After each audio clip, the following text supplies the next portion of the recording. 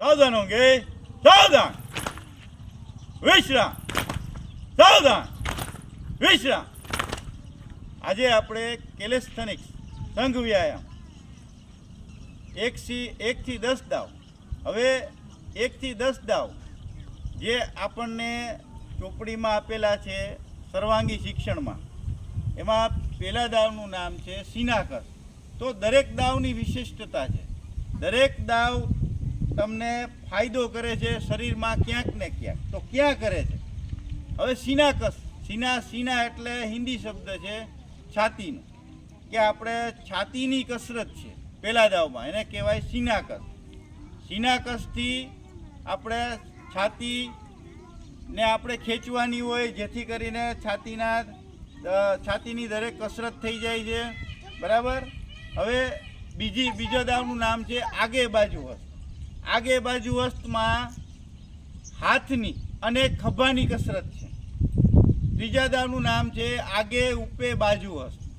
તો તે પણ હાથની અને ખભાની કસરત છે. સાથે સાથે સંઘ વ્યાયામ કેલેસ્થેનિક્સ શારીરિક, કોઈક કહેતું હોય કે આ શારીરિક કસરત છે, તો એ વસ્તુ ખોટી છે. શારીરિક સાથે માનસિક પણ એટલી જ છે.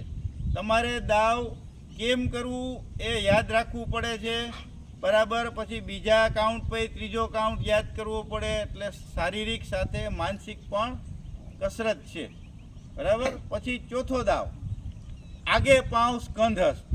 તો આ છે તમારા પગની કસરત, સાથે સાથે હાથની, બરાબર. હાથ અને પગનું કોર્ડિનેશન આવે એના માટેની છે.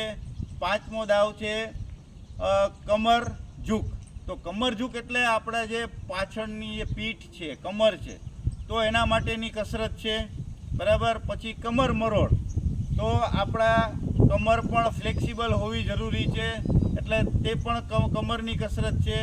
કમર મરોડ, બરાબર. ડાબી અને જમણી બાજુથી આપણે કમરને આપણે વળાંક આપવાનો હોય, બરાબર. એના પછી અંગૂઠા પકડ. તો અંગૂઠા પકડ પણ એક બહુ મોટામાં મોટી કસરત છે.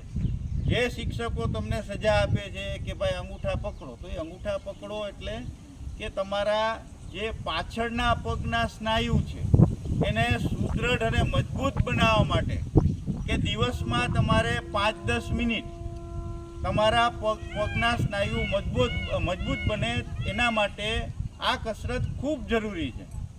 આનાથી તમારે પીઠ, પગના પાછળના સ્નાયુઓ તેમજ તમારા આગળના સ્નાયુ અને શરીર તમારું મજબૂત બનશે, બરાબર. અંગૂઠા પકડ પછી આગે પાઉં પવિત્રા. તો આ એક પ્રકારના પગના સ્નાયુનું સ્ટ્રેચિંગ છે, કે જેથી કરીને તમારે પગના સ્નાયુઓ તમારા બિલકુલ સ્મૂથ બને, કે એક સાવ સરળ રીતે તમે હલાવી શકો, બરાબર. એટલે આગે પાઉં પવિત્રા તમારા પગના સ્નાયુને ફ્લેક્સિબલ બનાવવા માટેનું છે. હવે તેના પછી છે નીમ બેઠક. તો નીમ બેઠક એટલે એક પ્રકારની બેઠક જ છે કે જેનાથી તમારા જે થાઈ છે, સાથળ કીએ, એ સાથળ તમારા મજબૂત બને, બરાબર. તો નીમ બેઠકનો ફાયદો તમારા પગની સાથે સાથળનો છે. અને છેલ્લે છે કુદન તાલી. તો કુદન તાલીથી તમારે પગની કસરત છે, સાથે સાથે જમ્પ આવે અને હાથનું કોર્ડિનેશન ક્લેપ થાય, એનાથી તમારે એક પ્રકારનું રિલેક્સેશન પણ મળે. સાથે સાથે આ તમારું વધારાની ચરબી હોય કે ઘટાડવા માટે આ કુદન તાલી પણ શ્રેષ્ઠ છે, બરાબર. ચાલો છોકરા, હવે આપણે 1 થી 10 દાવ શરૂ કરશું.